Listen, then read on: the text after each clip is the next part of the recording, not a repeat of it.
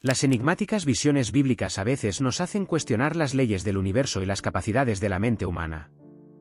Uno de esos misterios es la descripción de las criaturas celestiales llamadas Ophanim, que dejó el profeta Ezequiel. Estos seres, semejantes a ruedas vivientes, cubiertos de ojos e inseparablemente unidos al trono del Altísimo, inspiran asombro y reverencia. ¿Quiénes son los Ophanim?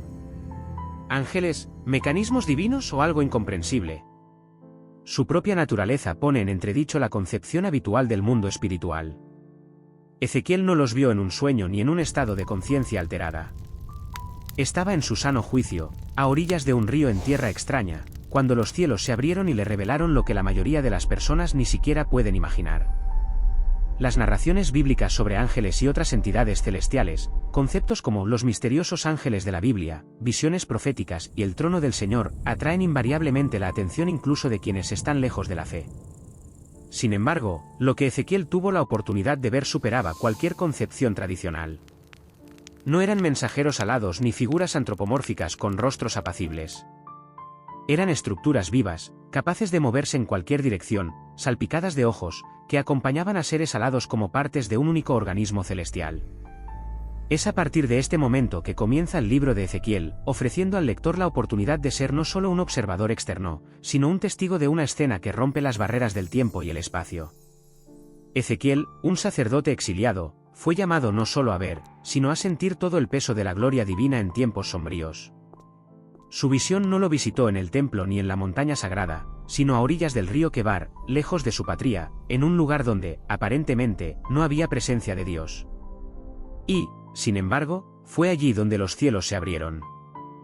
El libro comienza con las palabras: aconteció en el año 30, en el mes cuarto, a los 5 días del mes, que estando yo en medio de los cautivos junto al río Quebar, los cielos se abrieron, y vi visiones de Dios. Ezequiel, capítulo 1, versículo 1. Este comienzo no es solo una indicación de la fecha. Es una irrupción, una invasión de la eternidad en lo temporal. Y precisamente en esta irrupción aparecen los Ophanim.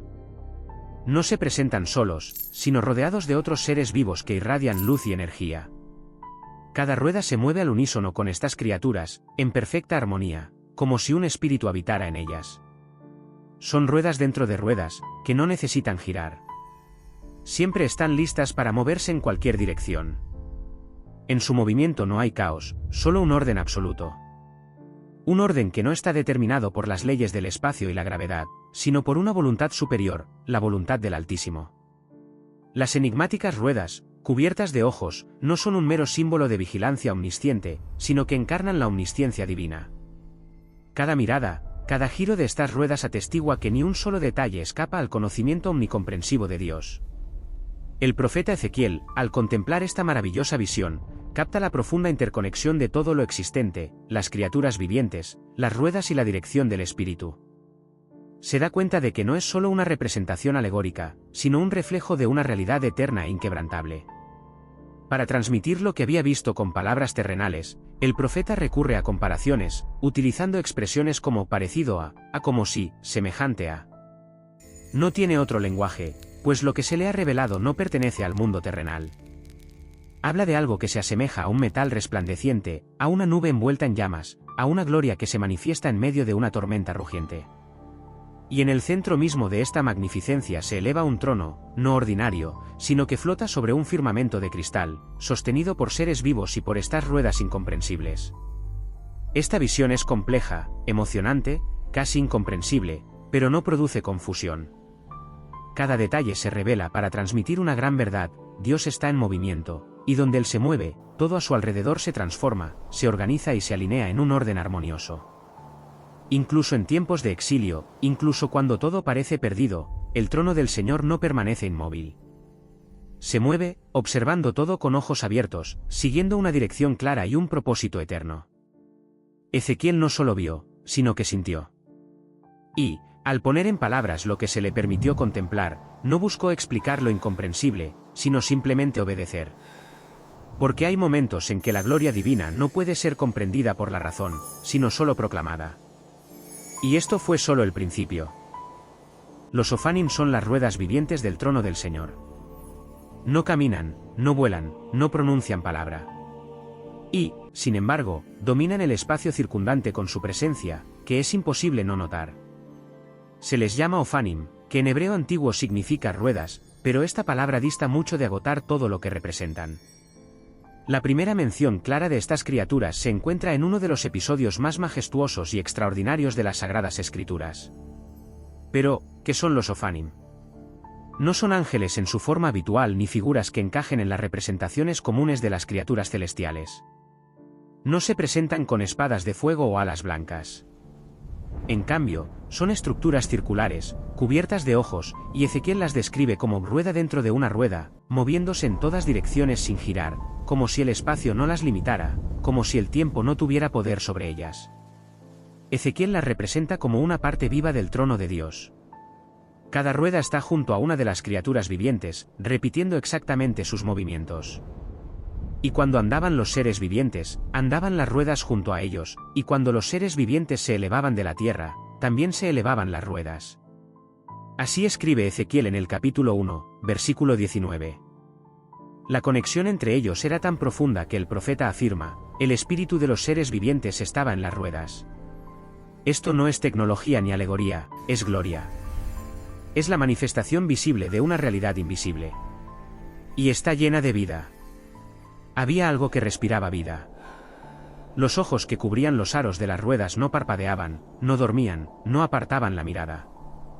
Representaban la conciencia total de Dios, la omnisciencia, revestida de forma circular, la vigilancia divina que giraba con un propósito eterno. En las últimas tradiciones judías, especialmente en los textos apocalípticos, como el libro de Enoc, y en las escrituras místicas, como la Merkabá, los Ophanim llegaron a ser percibidos como una clase separada de criaturas celestiales.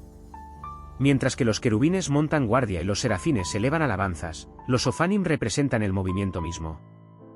Giran alrededor del trono y, al mismo tiempo, lo ponen en movimiento. No son simplemente medios de transporte, sino manifestaciones activas de la providencia de Dios. Los Ophanim actúan como un vínculo entre lo que se mueve y lo que lo controla. No mandan, sino que apoyan. No guían, sino que obedecen a la perfección los impulsos del Espíritu.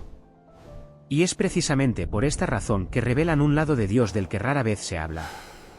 Un Dios que actúa, que interviene, que se mueve de forma imperceptible, pero que nunca deja de estar presente. La forma de la rueda puede parecer inusual, pero es profundamente simbólica. La rueda personifica el ciclo, la continuidad, la dirección, la movilidad. A diferencia de una línea recta, nunca termina. Siempre gira, siempre avanza, y cada uno de sus movimientos está lleno de ojos.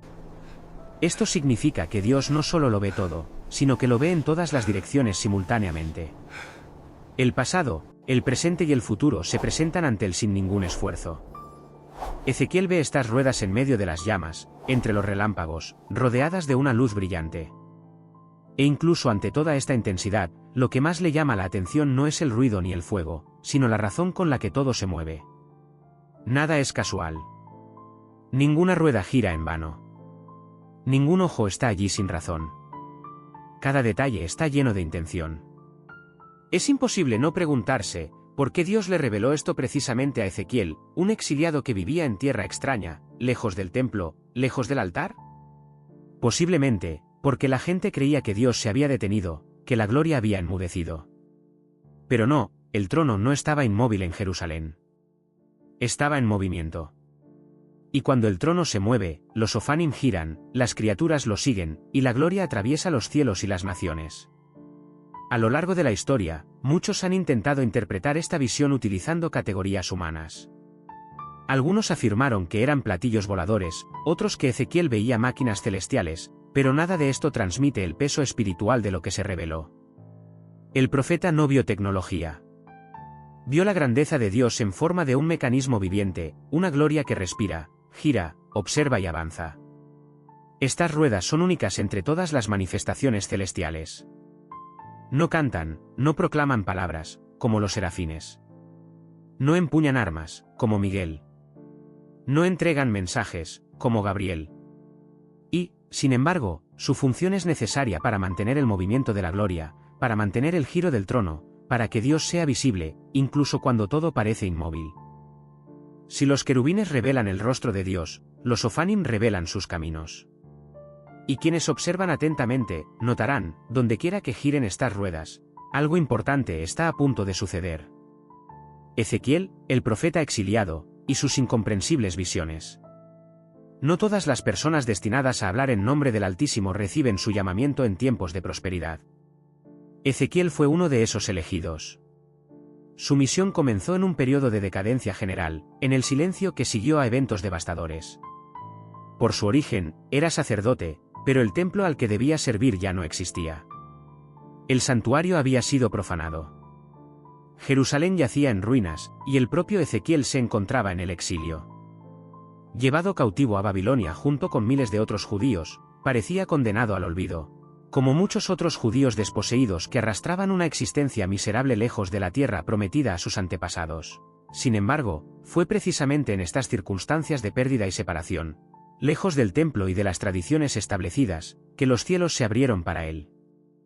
A orillas del río Quebar, en tierra extranjera, en tiempos de lo que parecía un silencio divino absoluto, Ezequiel fue impactado por una revelación que nadie esperaba. Cuando yo estaba en medio de los cautivos junto al río Quebar, los cielos se abrieron, y vi visiones de Dios. Así comienza su libro, capítulo 1, versículo 1. Es importante comprender toda la trascendencia de esta afirmación. La apertura de los cielos en la tradición judía era un evento excepcional, reservado para momentos decisivos que traían consigo una transformación. Pero aquí, en el corazón del exilio, cuando muchos ya creían que la presencia de Dios había abandonado a Israel, Él se manifestó con una fuerza nunca antes vista. Ezequiel se convirtió simultáneamente en espectador y testigo de una revelación que destruía todas las concepciones conocidas hasta ese momento. Su llamamiento no ocurrió en el templo, como el de Isaías. No recibió mensajes en sueños nocturnos, como Daniel. Lo vio todo con sus propios ojos, de pie entre los exiliados a la luz del día, mientras nadie más parecía notar nada inusual.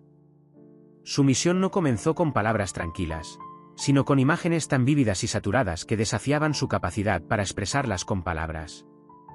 Era como si Dios dijera, incluso lejos de Jerusalén, incluso lejos del templo, yo estoy aquí, y hablo a quien elijo. A Ezequiel se le llama repetidamente Hijo de Hombre. Esta definición no es solo una indicación de su naturaleza humana. Es un recordatorio constante de su limitación frente a la gloria que se le había encomendado proclamar. Cada vez que la voz se dirigía a él de esta manera, los cielos parecían recordarle que, a pesar de la grandeza de lo visto, él seguía siendo solo barro, un siervo, polvo ante la majestuosidad que tuvo la oportunidad de contemplar. El ambiente en el que se encontraba Ezequiel estaba impregnado de desesperación. La gente estaba desorientada, dividida entre el arrepentimiento y la rebelión. Los líderes ya no tenían respuestas. Los sacerdotes, despojados de sus deberes, deambulaban como sombras del antiguo pacto. Y fue precisamente en este vacío espiritual que el Altísimo levantó a Ezequiel como boca y ojos de una nueva era profética. Pero lo que él vio no estaba destinado solo a él. Sus visiones eran mensajes. Cada criatura viviente, cada movimiento, cada detalle encerraba un profundo significado, destinado a un pueblo que había olvidado cómo escuchar. El silencio de Dios no era ausencia. Era preparación. Y Ezequiel debía ser el instrumento a través del cual ese silencio sería interrumpido. En absoluto. No hubo periodo de aprendizaje ni de mentoría. La primera experiencia que tuvo lo puso inmediatamente ante el trono divino. Este comienzo repentino definió toda su actividad. El profeta se guiaba por imágenes, recibía instrucciones a través de acciones simbólicas y era dirigido por revelaciones que al principio parecían extrañas, pero que revelaban un profundo significado al ser examinadas atentamente. No era solo un mensajero. Servía como canal de comunicación entre el mundo visible y el invisible. Un hombre al que se le había dado ver lo que pocos podían soportar. Por eso su historia no comienza con palabras, sino con los ojos bien abiertos. Porque antes de pronunciar una palabra, él vio. Y lo que vio fue inusual. Vio criaturas completamente cubiertas de ojos. Vio ruedas vivientes. Vio fuego y oyó truenos. Vio el trono. Vio a un hombre resplandeciente sentado en él. Vio movimiento en el cielo justo en el lugar de su cautiverio. Sin embargo, Aún no comprendía que lo que estaba a punto de ser revelado por completo superaría su propia comprensión.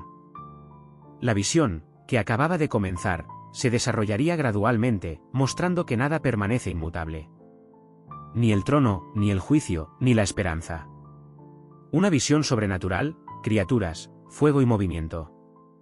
Los cielos no se abrieron suavemente. No hubo advertencia ni preparación emocional. Cuando Ezequiel dirigió su mirada hacia el norte, vio algo que se acercaba con una fuerza inmensa e indescriptible, un viento impetuoso que traía nubes densas y estaba rodeado de fuego que giraba a su alrededor, acercándose a él. Y en el centro de este torbellino brillaba una luz, como metal incandescente. El profeta comprendió que no era un fenómeno natural ordinario.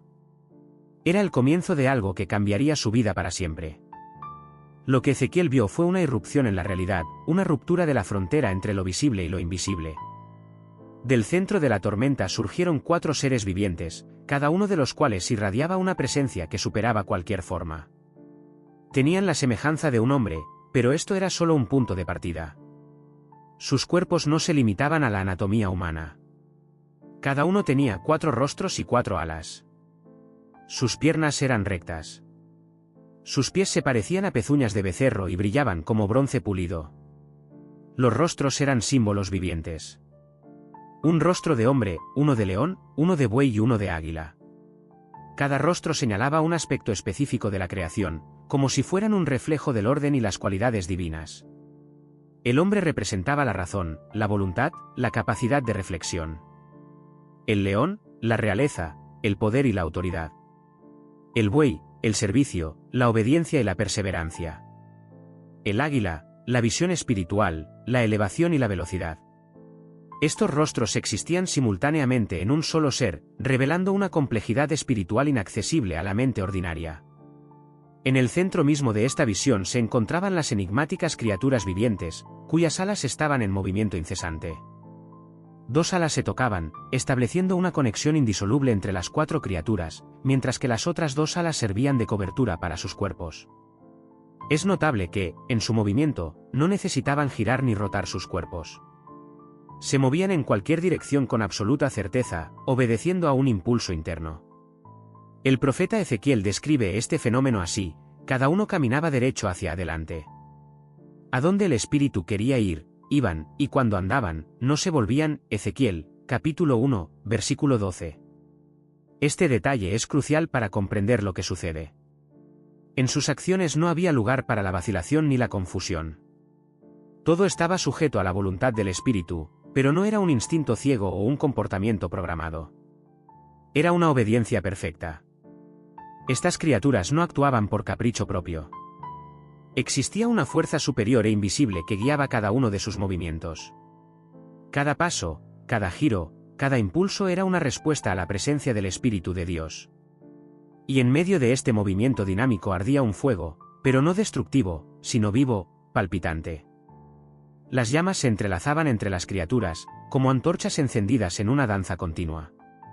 El fuego se movía entre ellas, emitiendo relámpagos que lo iluminaban todo a su alrededor, revelando y ocultando simultáneamente lo que sucedía. El profeta Ezequiel subraya que estas criaturas se movían con la velocidad del rayo, apareciendo y desapareciendo instantáneamente, superando cualquier percepción humana. Es aquí donde el misterio se hace aún más profundo. Lo que observa Ezequiel no es solo una belleza y una majestuosidad cautivadoras, sino también una manifestación de inmensa fuerza, una presencia palpable y un movimiento eterno. Es la revelación de un Dios que no se limita a los muros de un templo, no depende de un altar físico y no habita en edificios construidos por manos humanas. La gloria de Dios no apareció donde la gente esperaba verla, sino en el exilio, ante un hombre sencillo, entre los cautivos. Estas 4 criaturas vivientes no estaban solas. Junto a cada una de ellas, Ezequiel vio una rueda, pero no era una rueda ordinaria. Era una construcción compleja, como si una rueda estuviera dentro de otra, cruzándose en ángulos perfectos. Tal construcción permitía que la rueda se moviera en cualquier dirección sin girar. Y cada rueda estaba cubierta de multitud de ojos por todo el aro. No eran simplemente representaciones simbólicas, sino ojos reales, vivientes y vigilantes. Parecía que la propia visión de Dios se presentaba ante el profeta en toda su magnitud.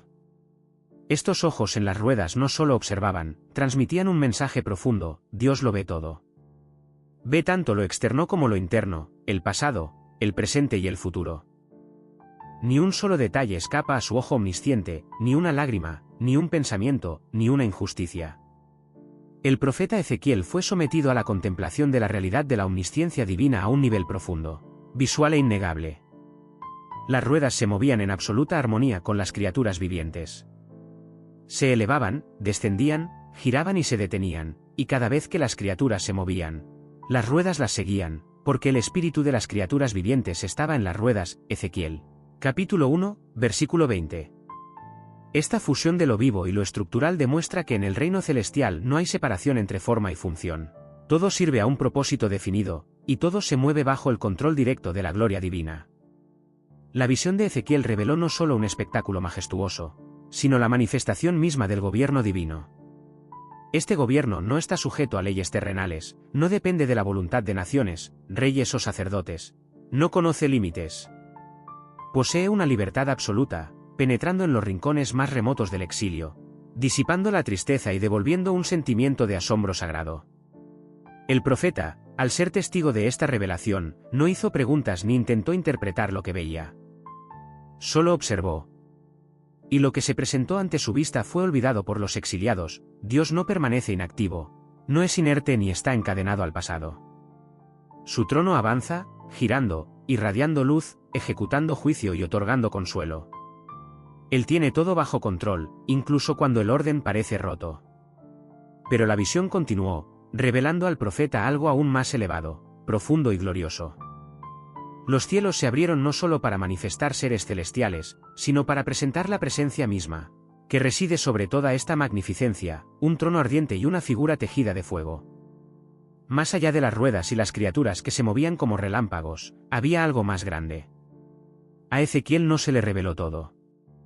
La gloria manifestada en la visión no se limitaba a las criaturas o a las ruedas vivientes cubiertas de ojos.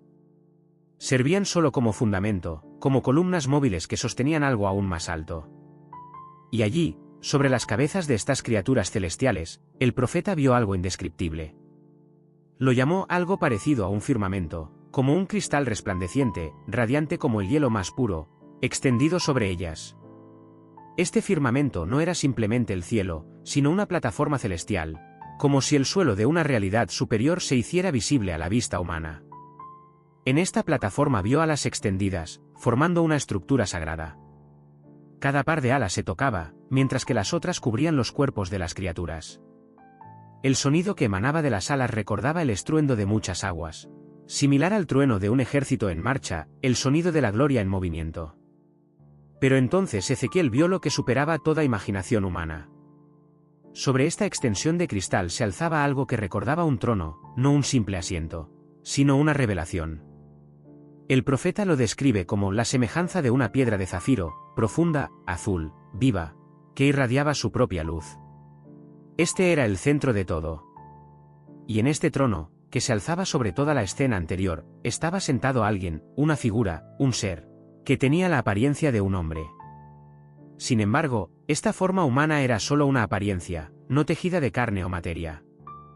El profeta dice que desde la cintura hacia arriba la figura brillaba como metal incandescente, envuelta en fuego. Y desde la cintura hacia abajo también era como fuego, rodeada de un resplandor brillante. No era un hombre común, sino la manifestación de la gloria misma de Dios en forma visible, un reflejo de lo infinito que había tomado forma ante los ojos de un mortal. La visión de Ezequiel presenta una imagen que trasciende la comprensión ordinaria. El profeta no afirma que fuera Dios mismo, sino que lo describe como la semejanza de la gloria del Señor, lo cual tiene un profundo significado teológico. En el Antiguo Testamento, la gloria de Dios, la Shejinah, era una manifestación visible de su presencia, ya fuera en forma de fuego, luz o una densa nube. Aquí, sin embargo, se presenta en la imagen de un hombre ardiente, sentado en el trono de la eternidad. Esta imagen resuena con las teofanías del pasado, como la aparición del Señor a Adán en el Edén o a Abraham antes de la destrucción de Sodoma. Sin embargo, en este caso, todo es mucho más vívido y completo. No hay velos ni sombras, la gloria se revela en toda su plenitud. Lo que ve Ezequiel es un presagio de la encarnación, una sombra profética de aquel que vendría como el Verbo hecho carne, lleno de gracia y verdad, cuya gloria hemos visto, gloria como del unigénito del Padre. El arco de luz que rodeaba el trono, semejante al arco iris en las nubes después de la lluvia, no era un simple adorno. Simbolizaba el pacto, un recordatorio vivo de la promesa hecha a Noé de que la tierra no volvería a ser destruida por un diluvio. Incluso en medio del juicio, había gracia. La gloria no apareció solo para juzgar, sino también para recordar la eternidad del pacto de Dios. En este momento, todo lo que Ezequiel había visto antes, las criaturas vivientes, las ruedas, el fuego y los relámpagos, adquiere sentido. Todo esto no era un fin en sí mismo, sino que servía de fundamento para sostener el trono, la gloria, la revelación de un Dios que gobierna sobre todo lo existente. En esta visión no había nada casual o decorativo, todos los elementos tenían un significado funcional, teológico y escatológico, presentando una escena que demostraba la autoridad suprema de Dios. Ante esta visión, Ezequiel no intenta resistir, discutir o interpretarla. En las Sagradas Escrituras se dice, y cuando lo vi, caí sobre mi rostro, y oí la voz de uno que hablaba. Ezequiel, capítulo 1, versículo 28. Cuando se revela la gloria, la única reacción posible es la humildad, la postración y el silencio ante la eternidad. Este momento marca el comienzo del ministerio profético de Ezequiel. No solo será un heraldo de la voluntad de Dios, sino un hombre modelado por la visión de la gloria. Sus palabras no provendrán de la lógica o el análisis humano, sino de un encuentro con la presencia divina, saturado de la santidad que ha contemplado. Lo que Ezequiel contempló era más que un simple trono celestial. Era una proclamación, una declaración silenciosa pero poderosa: Dios está sentado en el trono. Nada puede conmoverlo, nada puede perturbarlo. Incluso cuando los reinos terrenales se derrumban, cuando los templos se reducen a polvo, cuando las naciones van al exilio, el trono permanece inquebrantable. El reinado eterno no está sujeto a la influencia del caos humano. La visión de Ezequiel no se limitaba a un punto inmóvil en los cielos. Respiraba vida y estaba llena de movimiento. Las ruedas de la carroza celestial giraban, las misteriosas criaturas se movían y la luz lo impregnaba todo. La presencia divina fluía como fuego, penetrando todos los elementos del universo. El trono no estaba fijo en un lugar, se movía con el flujo de la vida. En esto residía un mensaje poderoso: Dios no se limita a una ubicación. Su presencia acompaña a quienes creen en Él, incluso en el exilio, en el sufrimiento y en momentos en que parece que todo está perdido. Y lo que iba a suceder después no era menos asombroso. Al ver el trono, Ezequiel se preparó para escuchar. Y las palabras que escuchó no provenían de teorías o tradiciones humanas, sino de la boca de aquel que estaba sentado sobre las ruedas ardientes de los cielos. En la visión de Ezequiel se reveló no solo la imagen de la gloria, sino también el orden de las fuerzas angélicas. Cuando el profeta vio a los seres vivientes, los ojos que cubrían las ruedas, el fuego que danzaba entre ellos y el trono que se alzaba sobre todo, comprendió que ante él no había una acumulación caótica de imágenes, sino un sistema vivo, funcional e inteligente. En esta visión celestial no había nada casual. Cada movimiento tenía un propósito, cada criatura cumplía una función determinada. La creación espiritual no es caótica, obedece a una estricta jerarquía. En el mundo invisible, los ángeles no son solo mensajeros. Las Sagradas Escrituras nos revelan diversas órdenes angélicas, cargos y formas de manifestación. Existe una estructura clara del gobierno celestial, que refleja la naturaleza misma de Dios, un Dios de orden, justicia y propósito. Y a medida que la Biblia descorre el velo sobre los cielos, comenzamos a comprender que no todos los ángeles fueron creados iguales. Una de las primeras criaturas angélicas mencionadas en las Sagradas Escrituras son los querubines, que no se presentan como bebés adorables con alitas doradas, como a menudo se representa en el arte. Los querubines se mencionan por primera vez en el libro del Génesis, cuando Dios los coloca para custodiar la entrada del jardín del Edén con una espada de fuego, a fin de impedir que el hombre caído regresara al árbol de la vida. Ellos son los guardianes de la presencia divina, protegiendo el lugar donde habita Dios, donde su santidad es intocable. Cuando Moisés construyó el arca del pacto, se le ordenó colocar 2 querubines de oro sobre la cubierta del arca, con las alas extendidas el uno hacia el otro, formando una cubierta sobre el lugar donde Dios debía aparecer. La cubierta del arca no estaba vacía, allí estaban los querubines. sus alas no tocaban el suelo, sino que cubrían la gloria. No estaban allí para adornar, sino como símbolo de la santidad inexpugnable de Dios. En el libro del profeta Ezequiel, estos mismos querubines se describen con más detalle. Tenían varios rostros, multitud de alas, manos humanas bajo las alas y una estructura que iba más allá de la lógica física. Son las mismas criaturas que sostienen el trono, se mueven sincrónicamente con los Ophanim y siempre están donde se manifiesta la gloria divina.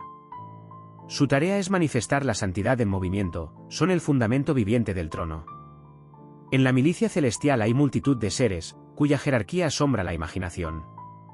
Además de los querubines, descritos en la visión del profeta Ezequiel, en el capítulo 6 del libro de Isaías se mencionan los serafines. Estas criaturas, ausentes en las visiones de Ezequiel, ocupan un lugar importante en la jerarquía celestial. La palabra serafín se traduce como ardiente o ígneo. Rodean el trono del Altísimo, proclamando incesantemente: Santo, Santo, Santo es el Señor de los ejércitos, toda la tierra está llena de su gloria. Su mirada no se distrae con nada terrenal, pues sus ojos están cubiertos. Sus movimientos son precisos, pues sus pies están ocultos. Con 6 alas cubren sus rostros y sus pies, con 2 vuelan, siendo encarnaciones vivientes de la alabanza.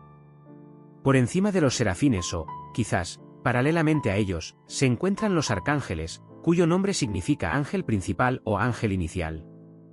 En las Sagradas Escrituras se menciona solo un arcángel por nombre, Miguel. Se presenta no como un mensajero, sino como un guerrero. En el libro del profeta Daniel, es Miguel quien lucha contra los príncipes de la oscuridad. En el Apocalipsis de Juan el Teólogo, él encabeza la milicia celestial en la batalla contra el dragón. Miguel no transmite mensajes, él ejecuta juicio, siendo el brazo armado de los cielos. Otro nombre que resuena claramente en las Escrituras es Gabriel. A diferencia de Miguel, Gabriel siempre actúa como mensajero. Fue él quien anunció a Zacarías el nacimiento de Juan el Bautista y reveló a la Virgen María que sería la madre del Mesías. Él también se apareció a Daniel para interpretar visiones. Gabriel no libra batallas, él entrega mensajes.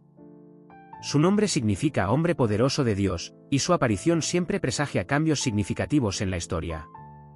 Todas estas categorías celestiales no compiten, sino que cooperan, siendo diversas manifestaciones de una misión única, el cumplimiento de la voluntad de Dios. Los ángeles no actúan por sí mismos ni poseen autonomía. Toda su existencia está subordinada a la obediencia. En el Salmo 102, en los versículos 20 y 21, se dice: Bendecid a Jehová, vosotros sus ángeles, poderosos en fortaleza, que ejecutáis su palabra, obedeciendo a la voz de su precepto. Bendecid a Jehová, vosotros todos sus ejércitos, ministros suyos, que hacéis su voluntad. En este contexto, los Ophanim se destacan especialmente. No pertenecen a ninguna de las categorías enumeradas, pero su cercanía al trono, la coherencia de sus movimientos con los querubines y su naturaleza viviente indican su importancia excepcional. En los últimos textos judíos, como el libro de Enoc, se les incluye en la jerarquía angélica como una clase separada, distinta pero no inferior a las demás. Si los querubines guardan, los serafines adoran, Miguel lucha y Gabriel anuncia, los Ophanim mantienen el movimiento de la gloria. Son el mecanismo viviente del trono, los portadores de la dirección divina. Cada rueda gira hacia donde el Espíritu dirige. Cada ojo ve lo que Dios quiere que se vea. No hablan, sino que expresan; no tocan, sino que llevan; no juzgan, sino que transportan el juicio. Los ángeles ocupan su lugar en la jerarquía celestial, y esto no es solo un tema de reflexión teológica. La comprensión de este orden permite entender que en los cielos reina una armonía absoluta, donde no hay lugar para la casualidad. Cada ángel, cada criatura, cada rueda ocupa exactamente la posición que Dios ha determinado, cumpliendo su tarea única y predeterminada. Esto nos revela nuevas facetas del mismo Dios, mostrándolo como el Señor de todo lo existente, visible e invisible, de los cielos más altos y de los abismos más profundos, de este mundo y de los mundos más allá. Sin embargo, el papel de estas criaturas celestiales no se limita solo a la esfera celestial. Su servicio se extiende mucho más allá, penetrando en aquellas áreas que están ocultas a la vista humana. Actúan en la tierra, e incluso en nuestros días, cuando muchos niegan su existencia o los consideran simplemente un mito, continúan su actividad a nuestro alrededor, sobre nosotros y entre nosotros. El papel moderno de los ángeles consiste en su servicio invisible pero activo. La gloria que el profeta Ezequiel contempló en su visión no era simplemente una imagen congelada del mundo celestial. Era como una ventana abierta a una realidad espiritual que sigue actuando hasta el día de hoy. La visión fue registrada, pero el movimiento que reveló nunca cesó. Los ángeles, los seres vivientes, los Ophanim y todas las huestes celestiales descritas en las Sagradas Escrituras no son un vestigio del pasado. Pertenecen al reino de Dios, y este reino nunca se detiene. En el mundo moderno existe una tendencia a simplificar el mundo espiritual, reduciéndolo a metáforas. Muchas personas perciben a los ángeles como imágenes simbólicas, como una expresión literaria de la protección o presencia divina. Sin embargo, las Sagradas Escrituras los presentan de manera completamente diferente. Describen a los ángeles como seres reales, dotados de voluntad, misión y autoridad, recibida directamente de Dios.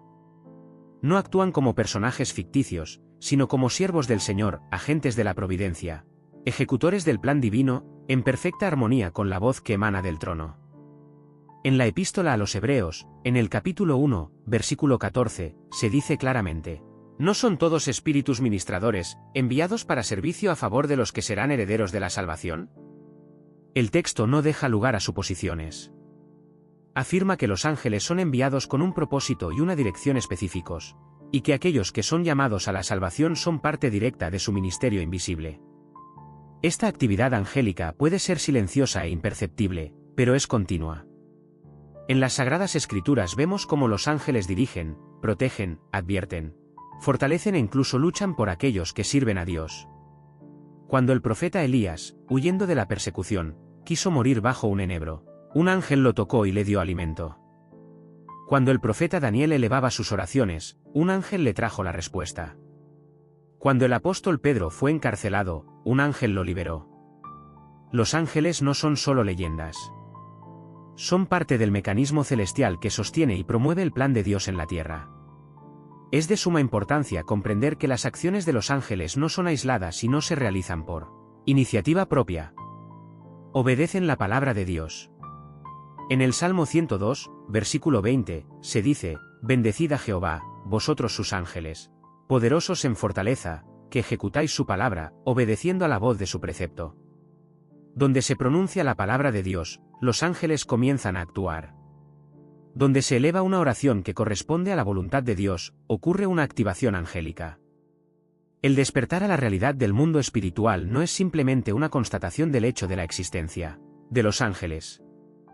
Es una inmersión en una conciencia más profunda de la presencia y el poder divinos. El servicio de los ángeles nunca ha sustituido al Espíritu Santo, ni ellos buscan ocupar el lugar de Cristo en los corazones de los creyentes. Por el contrario, actúan en acuerdo con la voluntad del Padre, en armonía con el Espíritu Santo, apoyando a aquellos que permanecen en Cristo. Incluso Jesús, el Hijo de Dios, aceptó el servicio de los ángeles. Antes de comenzar su ministerio público, después de la tentación en el desierto, los ángeles vinieron a fortalecerlo, como narra el Evangelio de Mateo, capítulo 4, versículo 11. En el huerto de Getsemaní, en un momento de lucha interior, cuando su sudor se volvió como gotas de sangre, un ángel del cielo se le apareció para fortalecer su espíritu, como se describe en el Evangelio de Lucas, capítulo 22, versículo 43. Si incluso el Hijo de Dios necesitó el apoyo de los ángeles, ¿por qué deberíamos pensar que nosotros no lo necesitamos hoy? El mundo espiritual nunca permanece inactivo. Actúa de forma sutil, pero segura, manifestándose no en demostraciones ruidosas, sino con una precisión asombrosa. Los ángeles realizan liberaciones silenciosas, traen respuestas que no siempre percibimos, abren caminos cuando parece que todas las puertas están cerradas. Actúan en el nombre de aquel que está sentado en el trono ardiente. Sin embargo, existe un límite para su intervención. Los ángeles no responden a la incredulidad. La falta de fe, la negligencia del mundo espiritual, el rechazo de la palabra de Dios, todo esto limita la manifestación de los cielos. Las Sagradas Escrituras muestran que, incluso con la gloria de Dios disponible, podemos ser incapaces de verla. Cuando el siervo del profeta Eliseo se asustó al ver al ejército enemigo, el profeta clamó al Señor: «Jehová, te ruego que abras sus ojos para que vea», como está registrado en el cuarto libro de los Reyes, capítulo 6, versículo 17. Y entonces el siervo vio carros y caballos de fuego que los rodeaban. Siempre estuvieron allí, pero la ceguera espiritual le impedía verlos.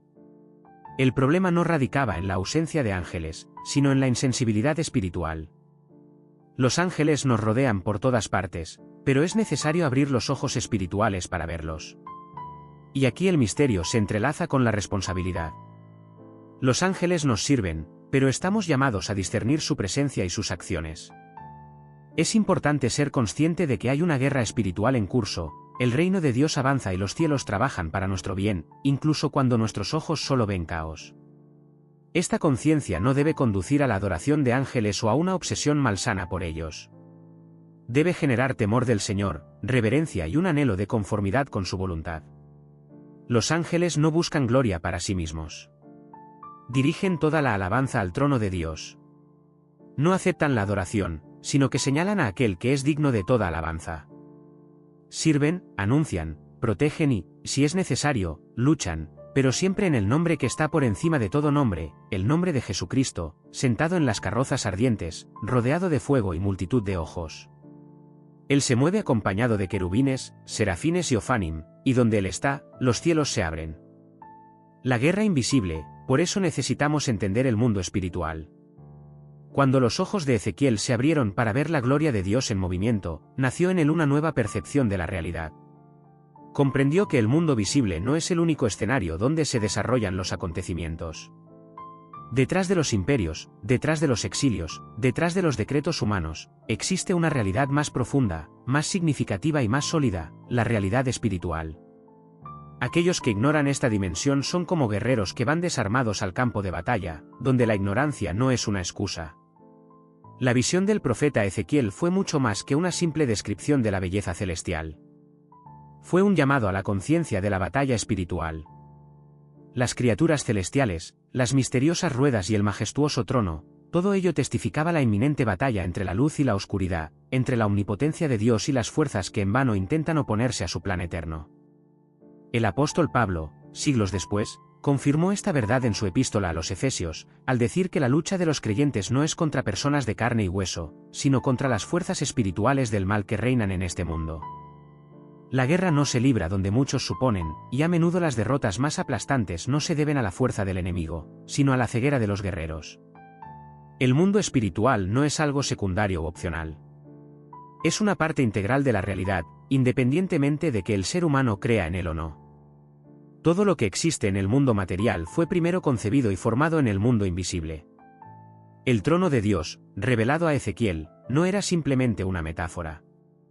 Era la fuente real de todas las decisiones que determinan el curso de la historia. La batalla que se libra entre bastidores del universo no puede ganarse con armas humanas o sabiduría carnal. Requiere discernimiento espiritual, santificación y, sobre todo, conciencia de lo que está sucediendo. Por eso el Señor no solo reveló su gloria a Ezequiel, sino que le enseñó a ver con ojos espirituales. La profecía nace donde existe la visión espiritual. Los profetas son centinelas que están en las murallas, con los ojos espirituales constantemente abiertos. Cuando Ezequiel fue llamado, no solo escuchó la voz de los cielos, sino que también vio el ambiente espiritual en el que esa voz sonaba. Comprendió que los cielos no están en silencio, sino llenos de un espíritu combativo. Esta guerra no siempre se manifiesta en enfrentamientos abiertos. A menudo se disfraza de distracciones, desilusiones y tentaciones que parecen cotidianas. El enemigo actúa astutamente, penetrando en los rincones más recónditos de la vida. Se esconde en los detalles, pero la palabra de Dios es capaz de desenmascarar todos sus planes. Es una lámpara que ilumina la oscuridad y una espada que hiere la mentira. Es a través de la palabra de Dios que los creyentes pueden discernir los tiempos y resistir las fuerzas de la oscuridad. Ezequiel vio seres celestiales cuyos cuerpos estaban cubiertos de ojos, lo que simbolizaba su omnisciencia y omnipresencia. Nada escapaba a su atención, y cada dirección estaba bajo observación. Esta imagen no pretende simplemente impactar la imaginación, sino también dar una instrucción espiritual.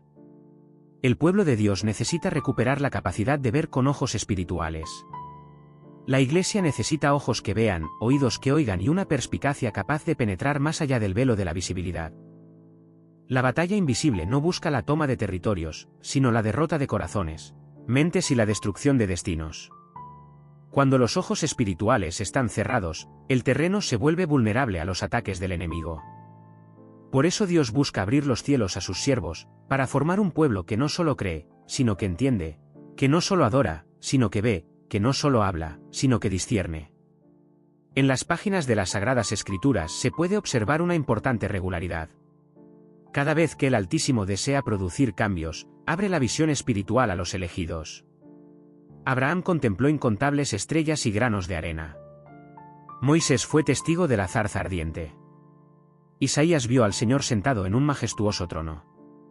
A Daniel se le revelaron reinos que se presentaban ante el juicio del anciano de días. Juan, estando en la isla de Patmos, vio los cielos abiertos y el fin de los tiempos.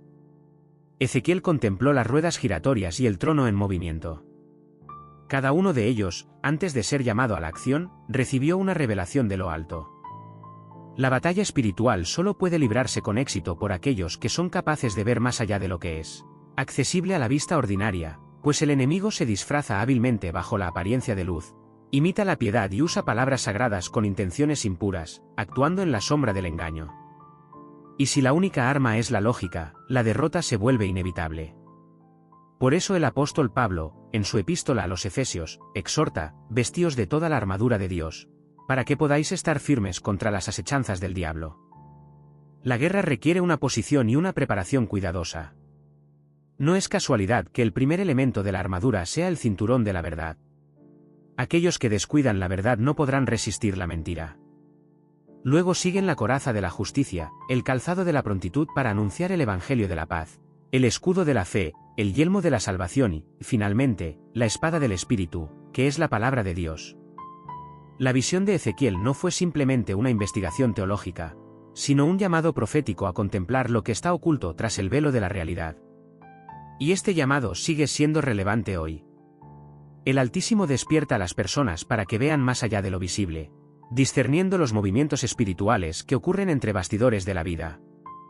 Pues las ruedas siguen girando, los ojos observan y la gloria se mueve. E incluso cuando en la tierra todo parece inmóvil, en los cielos continúa una batalla cuyo resultado ya está predestinado. Dios actúa y tiene todo bajo control. El profeta Ezequiel no solo se encontró ante un espectáculo extraordinario, sino que se halló dentro de una realidad que operaba fuera de los marcos de la lógica, el tiempo y los imperios humanos. Todo lo que vio, los seres vivientes, los querubines, los sofanim, la plataforma de cristal y el trono ardiente, estaba en incesante movimiento. La gloria no era estática, el trono no estaba inmóvil, los cielos estaban en movimiento. Y si los cielos se movían, nada en la tierra quedaba fuera de control. La gran revelación de esta visión no residía solo en su belleza estética, sino en la proclamación silenciosa y poderosa: Dios reina. Incluso en el exilio, lejos del templo y tras la caída de Jerusalén, la gloria no desapareció, sino que simplemente se trasladó. El trono no se derrumbó, sino que avanzó. Ezequiel vio no solo un trono, sino un trono sostenido por criaturas que representaban la creación. Vio ruedas cubiertas de ojos, moviéndose con inteligencia y poder. Vio fuego y luz, girando como engranajes vivientes. Vio que, a donde quiera que el espíritu se dirigiera, allí se movían las ruedas y los querubines. Todo obedecía con absoluta precisión, y no había lugar para el caos. La gloria se movía con autoridad ilimitada. La visión de Ezequiel sobre la gloria del Señor revela profundas verdades teológicas. Refuta la idea de que el Altísimo está limitado a un lugar específico. La gloria divina no estaba atada al templo de Jerusalén. Pudo manifestarse entre los cautivos junto al río, en el corazón de la desesperación. El trono de Dios no tiene una ubicación geográfica. Es omnipotente e independiente. En segundo lugar, esta visión demuestra que el gobierno de Dios es activo y dinámico. Él no solo observa lo que sucede desde la distancia. Está involucrado en los acontecimientos. Desciende a las personas. Actúa. Los sofanim, estas ruedas vivientes, no son meros adornos. Son la esencia misma del movimiento divino. Dios no está lejos del mundo. Está constantemente en movimiento, interactuando con las épocas, con las naciones, con los justos y con los pecadores. Esta idea de movimiento continuo se observa a lo largo de todas las Sagradas Escrituras. En el libro del Génesis, el Espíritu de Dios se cernía sobre las aguas. En el libro del Éxodo, la nube de gloria acompañó al pueblo de Israel. En el libro de Isaías, el Señor abandona su trono para actuar. En el libro de los Hechos, el Espíritu Santo desciende como un viento impetuoso. El Dios descrito en la Biblia no es un Dios inmóvil e inactivo. Está vivo, activo e interviene en el curso de la historia. Y esto cambia radicalmente nuestra comprensión del mundo. Cuando Ezequiel contempló los ojos y las ruedas, vio un aspecto del carácter de Dios que a menudo se olvida: su omnisciencia. Nada puede ocultarse de él. Nada pasa desapercibido. El juicio que iba a caer sobre Jerusalén no fue una casualidad. La esperanza que iba a surgir entre los exiliados no fue una improvisación. Cada acción de Dios se basa en un conocimiento absoluto de la realidad. Él lo ve todo. Y con lo que ve, Él gobierna. El arco iris que rodea el trono también es un recordatorio importante. Incluso en medio del juicio hay lugar para la esperanza y la promesa. El mismo Dios que destruyó Sodoma, salvó la vida de Lot. Aquel que envió el diluvio sobre la tierra, colocó el arco iris en los cielos. La gloria no trae destrucción por venganza. Juzga con justicia. E incluso cuando el fuego emana del trono, el pacto permanece inquebrantable. Por eso la gloria vista por Ezequiel no solo estuvo acompañada de luz, sino también de una voz. Cayendo de bruces, el profeta escuchó la voz del que estaba sentado en el trono. Y esa voz dio inicio a una serie de revelaciones, decretos e instrucciones, muchas de las cuales podrían parecer severas e incomprensibles. Pero todas formaban parte de un gran plan. Porque el Dios que se mueve, también habla, y cuando Él habla, la realidad se inclina ante su palabra. Lo que hace que esta visión sea aún más asombrosa es que, a pesar de la sensación de abandono, los cielos se manifestaron aún más brillantemente. La aparente ausencia de Dios fue solo una pausa estratégica antes de una nueva revelación. Ezequiel se convirtió en el conducto de esta revelación. Y lo que vio no se limitó a su experiencia personal. Fue registrado para que todo aquel que se sienta distante, perdido o exiliado, pueda saber que la gloria sigue moviéndose. Esta es la culminación del don profético. No solo ver la gloria, sino también comprender su movimiento. Saber que, incluso cuando todo parece inmóvil, los cielos siguen girando. Incluso cuando la tierra parece caótica, las ruedas ardientes giran en todas direcciones. Incluso cuando los reinos se tambalean, el trono de Dios permanece inquebrantable. En el mundo no hay nada absolutamente inmóvil, todo está en continuo movimiento. La epístola a los Romanos, capítulo 8, versículo 28, resuena con esta verdad inmutable. Y sabemos que a los que aman a Dios, todas las cosas les ayudan a bien, esto es, a los que conforme a su propósito son llamados. Absolutamente todo, incluyendo las duras pruebas, el dolor del alma y los periodos de aparente silencio desde arriba, está bajo el control de aquel que está sentado en el majestuoso trono de zafiro. Rodeado de una multitud de criaturas inimaginables, un sinfín de ojos y un movimiento eterno, el trono de Dios no está inmovilizado. Se dirige hacia adelante, y la historia, incluso en momentos en que parece sumida en el caos, continúa su giro en el centro mismo de su voluntad. Porque a donde quiera que el Espíritu se dirija, todo le sigue. Y cuando Él se mueve, todo se transforma. La gloria, revelada al profeta Ezequiel, continúa su movimiento. El trono no está atado ni al tiempo, ni a una nación específica, ni a una estructura religiosa determinada. Sigue girando, rodeado de ojos, sostenido por criaturas vivientes que proclaman incansablemente la santidad de aquel que es, que era y que ha de venir. La visión que tocó la mirada del profeta es la misma revelación que hoy toca nuestros corazones. El Altísimo nunca ha dejado de ser soberano. Incluso en los periodos más oscuros del exilio, incluso cuando todo a nuestro alrededor se derrumba, sobre todo ello se eleva el trono. Un trono que es imposible de conmover, un rey que nunca duerme, una gloria que es imposible de eclipsar. Si las ruedas giran, significa que hay un propósito predeterminado. Si hay ojos por todas partes, significa que hay una vigilancia incansable. Si hay fuego, significa que hay purificación. Si hay movimiento, significa que hay esperanza. Porque este trono, que una vez pareció distante e inalcanzable, se ha acercado a nosotros. La palabra se hizo carne, el fuego se encarnó en un cuerpo humano.